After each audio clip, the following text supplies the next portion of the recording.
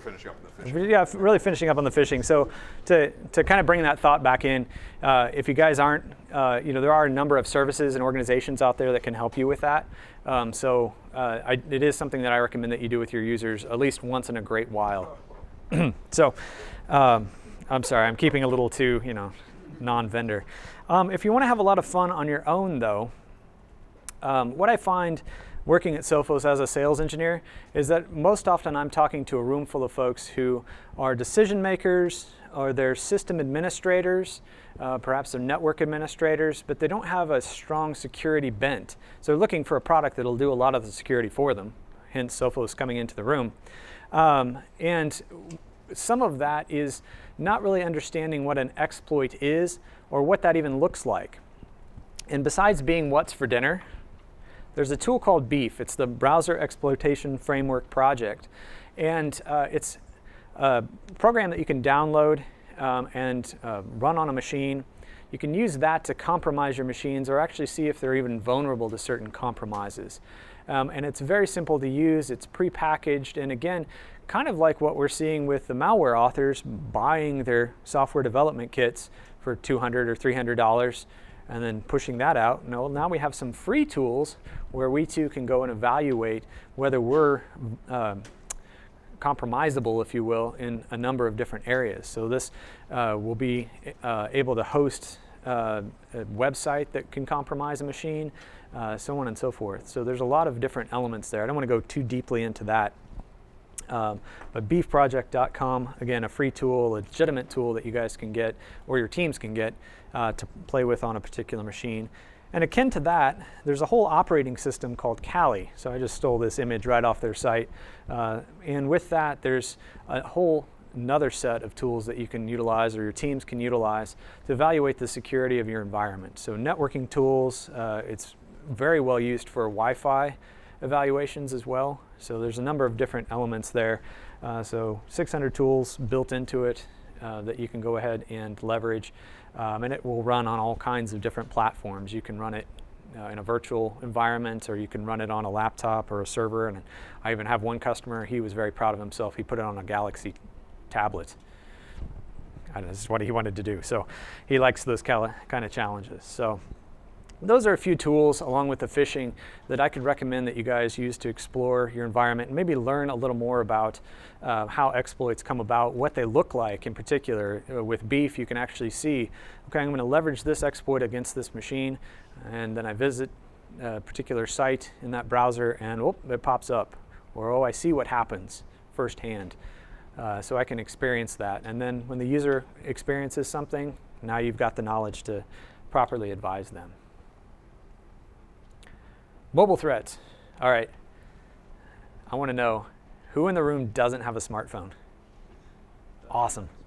There's always somebody. I love it. I live off of mine, unfortunately. So it's actually my work tool. So who does have a smartphone? All right, let's split the room. iOS? Android? It is about 50-50. That's pretty interesting. And in the United States, you'll actually find that is pretty much the case. And strangely enough, in the UK, it's more Android and Windows Mobile. And it kind of actually varies with iOS and Android, but Windows Mobile is actually a very big platform in the UK. So a little bit about yet another vector by which threats occur is your mobile device. Is anybody running a security product on your mobile device? Anything to manage it? Anything to secure it? Are you guys even aware that there are products out there that can secure mobile devices? Can you name one? Anybody? Besides Sophos, we don't count for the moment. You got a McAfee application? Yeah. What about management utilities? Can you name any of those? That's along with encryption, mobile management has been one of the things that I've seen as one of the kind of black holes. Who has corporate email on their device in one fashion or another? Okay, so basically what we have is somewhere in the 1990s level security on a device with mobile devices at this point. So we've entrusted the user to have the device and have access to corporate data. but we don't have anything that's securing that device or allowing us to manage what that device is allowed to do or what the user is allowed to do with the device, which would be a pretty ridiculous notion for most environments if we did that with our Windows machines, right? So if we had a gaggle of computers and we had no way to manage them, we have no way to communicate with them, they get email and then we ship it out the door and that's the end of it. Well, again, that was my job in like 1991. So get the email set up and FedEx the box out. So with that, one of the things that I heavily recommend is looking at a mobile control solution of some sort. And hint, hint, Sophos. I should have put one of my last slides in there. Another item I can leave you guys with too, particularly those folks who watch the YouTube video, they can immediately search for James Line. He is one of our security threat researchers, does excellent presentations with an English accent, so far more engaging than what I'm doing today. And seriously. It is, really. Where's my sword? That would really make it engaging. A good sword fight right at the intermission. Right about now. One of the great things that James Line did in one of our presentations at our yearly sales conference was to take the cell phone of our chief marketing officer, compromise it, and gain access to his forward-facing camera. So basically, James sent him a link. The chief marketing officer visited the link. He affirmed the message that was presented to him in the little box, and within a few minutes, James had access to that camera. And now we're looking up the nostrils of the marketing officer and the ceiling above his head. And so you were able to see a number of different surveillance items, impersonating the device, being able to just outright pull the data off the device, depending on the platform. And then also be able to monitor what they're visiting in a browser. Anybody do mobile banking from your phone? So, there's some heads up and down and left and right, both, where we can observe what's being typed into those sites, and now we have it.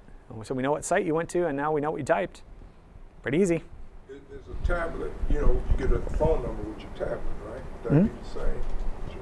Yeah. Yeah, pretty much any mobile device, tablet, or these are, pardon my French, they're dumber than PCs. They don't have as much. And so we could use as an example, the latest Pokemon application, which when you install it, the first thing you're asked is, hey, would you mind if you shared everything on your phone? Because that's what we need in order to make this program work. And obviously everybody is saying, yeah, sure, that sounds like a great idea. Now, the problem is that happens the same thing when someone wants to install a flashlight or an application, and we have no idea where that author came from, but they gave us that application for free because they felt that the world needed a better flashlight. And we're saying, in order to have this flashlight on my phone, I'm going to share my passwords, my data, my phone, my network traffic, everything, because that's what you need for a good flashlight. For those of you running either platform, you can visit your respective store and search for Sophos Mobile Security. So we have on iOS, predominantly that is focused on compromises. So if your device is jailbroken, this particular software is going to tell you about it. If you're behind in your updates, it's going to tell you about it. It has a secure QR reader. That's something we just released yesterday after some great testing. And then for Android, even more important, because of the extensibility of Android, because of the vulnerability of Android, that particular application is much more like a malware scanner. So we're going to look at that particular piece of software that you're trying to download from the store, and does it have those hokey permissions? Why is it asking for access to my contact list if it's a flashlight application? That seems a bit strange. Why is it asking for these other areas of the phone that don't makes sense. So we're going to look at that. We're going to look for malware and be able to evaluate and give you feedback on that. And also look for security items on that. So that's a free piece of software you can download and use today. And our mobile control application will manage that as well. So now you roughly treat these devices just like you do your laptops, where you can run a scan for malware or compromised situations on these devices and get feedback at a central location. Does it slow it down? That's a great question. It doesn't. That's one of the very interesting points about that. So I suggest folks read the user reviews, because that's one thing you'll find in comparison to other similar pieces of software, is it doesn't actually beat up the machine, the device. So is it Sophos mobile control? Sophos Mobile Security. Mobile control is our control application that connects to a server and allows you, the administrator, to dole out how you'd like that device to behave. Yeah. Oh. This feels easier and better when it's like a corporate device program or something we're handing it out. In the case of bring your own mobile device, do you have do you still kind of tell people if you're going to bring it on, you're going to connect to our network, you're still going to have to install these apps anyway? Yeah, it's actually one of the biggest problems these days is folks want their own device. They want the device they like. Yet it's your data.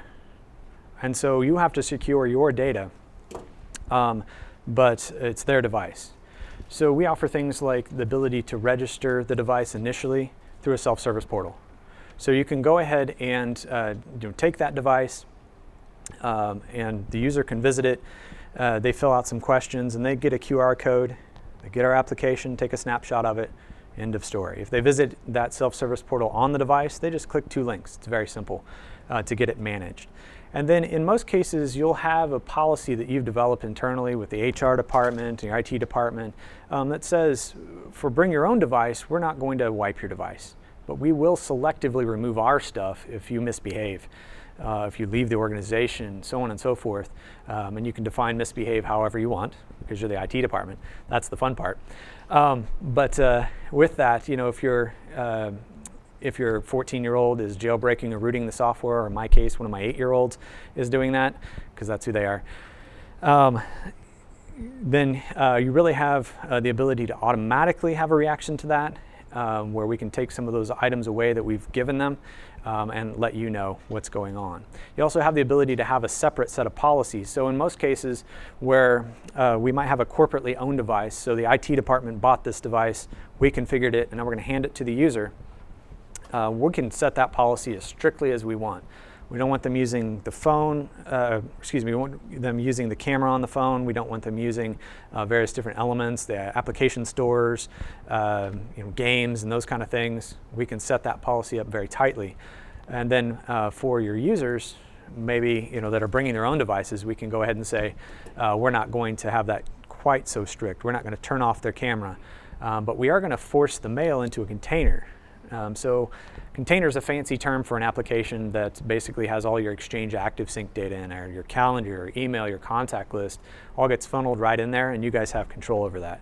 So you can say, on this device, keep the user out of it, because this situation has happened. And then further even say, just get rid of that application altogether via the management utility, because they've severed their relationship with the organization or whatever it might be. If that makes sense. So this has been one of the biggest security holes that I've seen as a security vendor out there, is where it's just a greenfield. Most people don't have any idea how to handle these devices. In an iOS world, a lot of folks say, well, I don't need a security product, I don't need a control product, because it's Apple, and they run everything through a strainer. Believe me, our development team, I'm very good friends with our mobile development team. They're mostly Germans. They mostly like Guinness. So with that, we see compromises. So a compromise of the iCloud account, be careful how you say this one, allowed many different iOS devices, as you can see quite a while ago, to be locked out. And if you didn't have your iCloud account password, you were really sunk. So it was a compromise of the security model, not even one of the actual software itself. So somebody compromised the iCloud accounts, locked out the phones, sent the phones a message, And so there are security vulnerabilities that can occur in the structure of items, and that's another reason to have them managed. Any of our customers who are managed through Sophos Mobile Control, that application gave us the permission to go ahead and just immediately reset the PIN on that device, allowed the user to get right into the device and eliminate that situation altogether on the device. So there's no concerns with them. If you take a look at any report, especially over the last 3 years, in terms of the amount of usage that of end users per hour, there's almost no growth. It's a flat line when you're talking about laptops and desktops. We're using it the same amount of time we are now as we were 10 years ago. But if you look at the mobile device, it's ridiculous. And the same is true if you look at it from a personal use. The same is true if you look at it from a professional or job use. And we're seeing them double as a point as well. So, I mean, I'm a bit ridiculous, but at home I've got this device, and I have an Android phone, and then I have a couple other Apple products as well. So I have a tablet, and I mean, I'm a bit ridiculous, but most people will have a tablet and their mobile phone as well, and then they'll have the laptop or desktop that they actually, you know, sit down and do work at the desk at. And so we're seeing those devices exponentiate, and within the next couple years, if not already, we're actually going to see sales of mobile devices surpass your desktops or laptops in the environment. So securing those is becoming far more important. And again, folks are working from the coffee shop, they're working from various different places where, you know, that wasn't the case 10 years ago. It was come into the office, we have a meeting room, we meet with the customer in the office, their office, our office, you know, everything's behind four walls, if you will. So it's not the case any longer. This is a wonderful Android compromise, and one that was actually regionalized. So you actually get a message, and up here you've got some funky combination of different US organizations, the NSA, and you got Obama pointing at you, and you've got some guy staring at a computer, and man, it's intimidating. I'm afraid already. You know, it's like, NSA, I'd like to sell you something. So, and you know, you got to enter some information that's been redacted here, and then, you know, your phone has been compromised. You know, it's been blocked for safety reasons, and you know, maybe we get actually some of these get a little bit more graphic because you've been surfing to content that I won't mention out loud. Let your imagination run wild. Swords, yes. Weapons, yes. Weapons. The weapons category, yes. Yes, swords. Yeah, I'll stick with that. So with that, then you have to go buy, in this case, a money pack, and you have to pay your fine. A money pack. Yeah, so instead of Bitcoin, now we're doing money pack, because that's a little easier to get to from your mobile device. I believe they have a mobile app where you can buy that, you enter a credit card, and then you get the money pack. You can deliver to anyone, and you enter that here, and then you've basically gotten yourself out of the fine for your organization. Again, it's regionalized, so you'll find it in French, you'll find it in English, you'll find it in various different languages I can't even identify. I'll put it that way. So with mobile devices, again, you know, really evaluate what your security model is around them. You know, if we're allowing folks to have you know, email access, we need to have a known timeout. A great illustration of that, I have a friend who teaches 8th grade art. Anybody in here have 8th graders? Anybody been in 8th grade? Okay. 3 years of my life. That's a great joke. I love that. I might steal that. I did. We could go on the road. In fact, if we keep it up, somebody's going to ask us to go on the road. Train derailment, complete. Who are you, and what was I thinking of? Sorry. Art teacher, yes. We're doing a wedding together, and I'm the sound guy in the back of the room, and he has a particular song that needs to be played at a certain moment, and he hands me the phone over the little sound booth, and he says, "There's no code or anything. I got the song up there in iTunes. All you have to do is just swipe it and just play it when such and such happens." And I'm like, "Wait, Corey, is this, you know, the way you leave your phone normally?" He's like, "Yeah, I don't have any past. That's annoying, whatever." I'm like, "You work with 8th graders. Do you know what they'll do when they get your phone that has access to your organization's email? Oh my. You know, who knows? We're snapping photos and we're adding things, and we have access to the full contact list for the organization. That could be really, really ugly. And you know, that's really, you know, keeping your organization off the front page is an important element of IT work. And with a mobile device, you can get on that front page pretty quickly, if you know what I mean. There we are. So, Joshi virus. Not too much. 1.4 meg. You fit a lot of like text records on that. That's about it. And then look, we start burnable media. Look, we can get up to 4.7 gig. A terabyte, you can buy those pretty cheaply. And then we go to the cloud, we start looking at really large amounts of data that can be compromised really quickly. So I'm trying to help folks really look at their mobile experience holistically. So how are users accessing data? So it's not just really from here or even from just your laptop, but maybe they have their home computer hooked into that cloud storage, Dropbox or whoever it might be, and they're accessing it from their home computer. Is that acceptable? I don't know. I don't know what kind of data you guys deal with. So we've really changed over the years in how much data a user can take with them easily. You can imagine floppies. I should put that slide together, how many floppies it would take. Let's talk about putting all of this together. So we call them advanced threats or advanced persistent threats, APTs, which jokingly at Sophos we say is another popular term, APT, advanced persistent threat. More often than not, we'll see these really focused at some of your very big organizations and the ones that are storing data that everybody wants. You know, at Northrop Grumman, we want to know how to make the bomb that comes up to the front door and goes. And then when you open the door, it explodes, just like the comics, right? Just like the cartoons. So they're going to hold the really sensitive data. So for the most part, we'll see that.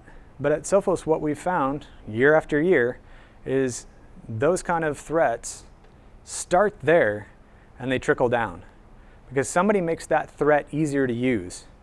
And so the amount of investment in time and energy to leverage that threat gets lower and lower. My grandmother used to talk about starting a car by turning a hand crank. Anybody do that when they got up this morning? Okay, no, you got in the car and you put it in gear and away you went. You probably didn't have to shift to get here. Those get easier and easier over the years, and threats are no different for that. So with the advanced persistent threats or advanced threats, what we're seeing is they combine a number of different areas.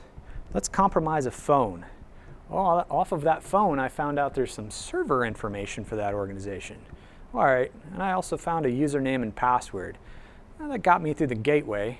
Now I can get to that server. Let's see if I can compromise that server. Because I have its name, I have its IP. So I've compromised a phone, now I've compromised a server. Let's see what else is in the organization. So we start using very common tools. I'm getting ahead of myself. So we're doing our exploits. So, you know, what can we exploit? And then, you know, maybe off of that phone, I've also got a contact list. Let's phone a few people and see who's gullible. Let's make up a convincing discussion that we can have. Maybe I can impersonate the IT department and get some more information about that person. And then once I've gained persistence, that's our term for compromising that server, getting that piece of software in there that's going to let me have a foothold and keep it quietly, sneaking in, the Trojan horse, if you will. That's when I'm going to go ahead and use common tools. So this over here on the right is a list of very common tools that you guys can download and you can use for very legitimate means. You analyze your network, you can evaluate what processes are running or shut down processes, so on and so forth. Those are all legitimate tools. And so they generate legitimate traffic. And they might even be used by your organization. So they hide really well. They look just like everything else that's going on. So let's go ahead and do that. And then act on an objective. What do I want to do here? So that might be, you know, steal some data. Anybody ruin a centrifuge today? I haven't. Not yet. Get them spinning too fast, it just damages everything. Breaking glass, all that stuff. Or you just collect data. Yes, that's the NSA on the end. mocking them. I probably shouldn't. And then when we're done, let's clean up. Now this is the one thing I can't get my kids to do. Anyways, so they're not writing too much malicious code. This is actually Royal Bank of Scotland. This is actually captured code right from them of malware that they captured, and it's cleaning up account numbers that it's stolen behind itself. Anybody recognize those names, logos? Just for the sake of time, I'm only going to talk about Target because it's probably the easiest and quickest to talk about. If you guys aren't familiar, I'd recommend you read some of the articles about what happened with Target. But with Target, it started as a compromise of the HVA system with a phone call. So they have an internet-connected HVAC system, and it had a default username and password still on it so that the vendor could get into it very easily and manage it and get alerts from it and so on. And so once the hackers found out that they could go ahead and get into that system with just a phone call, finding out what that password is, that was their entry door. So from there, compromise a server. From there, find out that server can actually jump over to their PCI network. On their PCI is for processing your credit card information. If you guys aren't familiar, it's a set of standards that you need to have separate your environment. And then that means we have access to the point of sale machines. From there, we can actually use off-the-shelf malware, which is exactly what they did, to go ahead and sit there and glean out of memory the credit card information every time it happens. And so you can see there's a number of steps there. I'm summarizing greatly. Some of these articles you can, if you have insomnia, read them at about 9 o'clock, you'll be out. But at a high level, you can go to Sophos's blog. It's called nakedsecurity.com. Do a search for the Target attack and read about that. Long story short, and why I'm talking about this particular item is really at a number of different levels, they found themselves vulnerable. And really allowed them to see that a number of different doors needed to be closed to go ahead and prevent that attack or that kind of attack in the future. And so really, when I look at security, what are our biggest threat areas, our largest threat landscape, and then what's our biggest open door? So to use the door analogy again, is it a giant roll-up door that we could fit an airplane through? Let's close that one first, but then maybe we have hundreds upon hundreds of machines that are unpatched. Well, let's hit that next, because that's a really wide landscape. And one piece of useless trivia with the Target breach was that if you had a Target card, a store-issued card, you were not subject to that. Because the off-the-shelf malware looked for the standard number. So you got 4 sets of 4 digits. They looked for that exact pattern. And Target's cards do not match that pattern. It's like a single digit and then maybe a couple more and a few more after that. And so it didn't catch any of those because it didn't know to look for those. And it just illustrated the point that it was off-the-shelf malware for that purpose. Were these people located in the United States or? I don't recall. I'd have to look at the article again. But the key thing is it doesn't matter. Yeah. In some cases, these people are operating in countries that are absolutely fine with what they're doing. Yeah. So there's no law enforcement that's actually going to aggressively go after them. And in some cases, the international law is lukewarm or doesn't even have the rights. Okay, I think we've got about 10%. About 10 would probably be safe. So I think I beat this horse. Let's go down here. So we've covered mobile, we've covered email, we've covered really web-based attacks. I think the last one, and the one that usually makes people kind of evoke some closed body posture, is encryption. So we made this joke earlier. So with that, first line of defense, when you encrypt the whole drive, you've really protected that device from theft. So the snatch and grab, I have a particular customer where they have a laptop in every truck. And it happens about twice a year for them on average, sometimes 3 or 4 times a year. Somebody just throws a rock through the window, grabs a laptop and leaves. And so that laptop, in their case, doesn't have a whole lot of data on it that might be sensitive, but there's always a few things that you could leverage for one of those other kinds of attacks. So they have full disk encryption set up on those, and that gives you a gateway. So you're not loading the operating system unless you get past that initial boot process that the encryption product puts in front of there. On top of that, though, let's see here. Let's just jump here because time's limited. On top of that, though, I'm recommending folks go with a file level encryption as well. So if you think of your directory and you've got lists of files, within each of those files you have the meat and potatoes. You got your data, you got the words of your Word document, you've got the equations in your Excel spreadsheet, easy for me to say. And with that, that's the important part. And that's the part we're going to come in and encrypt. And if it's not us, find somebody who will. With that, you're securing the data in use. So full disk encryption, data at rest, close the lid on my laptop, it goes to sleep or it shuts down, fire it back up. I can't access it without that passphrase, nor is it loading the operating system to be attacked from elsewhere. While I'm using the computer, though, that's not the case. So now I need something that will allow me to have controls on that. When I share that data out, if somebody pulls those files off of there, they're encrypted and they're not accessible by someone else.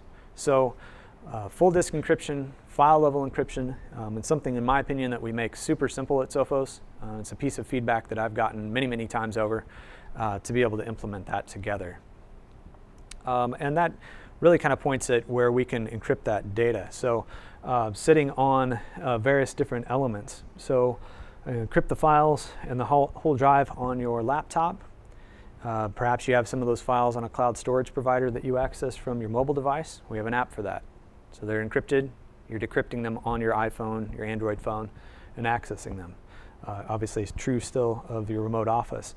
We can encrypt files on portable drives as well as file servers so that you can silo data at an encryption level away from everyone, including yourself.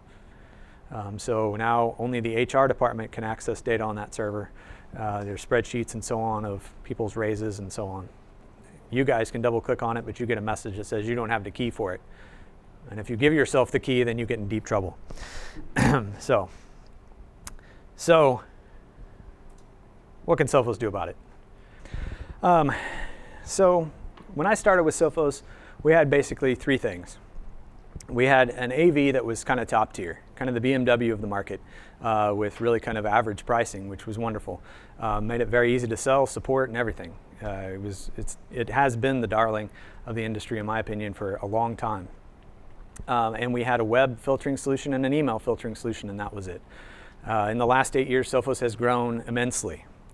With that, what we're doing now, we have something we call a UTM, a Unified Threat Management Box. And that's going to do all in one box what you've historically had a lot of boxes to do in your network. So your firewall and your web filtering, your email filtering, and so on and so forth, your remote access for your users, all happens on that one box. To jump quickly, we've created a relationship, and one of the reasons we have this slide the way we do with our endpoint, and if you will, next-gen endpoint, to allow us to have communication between those two. So now what you get is a compromised situation happens here. We encounter a piece of malware. This endpoint tells the firewall, I'm dealing with this situation. The firewall turns off his connectivity, turns off that computer's connectivity to sensitive resources. Suddenly you don't get across the network to the servers. Maybe you're not getting out to salesforce.com if that's an application you guys use that's web-based. Various different elements that you can set up on that firewall to automatically say you're not getting access to it. Here in 2 weeks, and something I've been playing with for about 5 months, is our encryption. Where's the encryption? There it is down there. It's not lit up, but file and disk encryption. We add into that ecosystem the ability to encrypt those files. And again, if we have a negative situation, the user is turned off or tried to uninstall the AV, or we have a compromised situation that's not yet cleaned up, now we can take their encryption keys away from the user. That means they're not accessing that sensitive data until that threat is cleaned up. And the firewall is also doing his thing. So we've created an ecosystem that can be easily managed from the cloud to be able to add a layer of security like really nobody else has ever done. So we've really taken our siloed products that have been great by themselves, put them together, and gotten kind of a better together.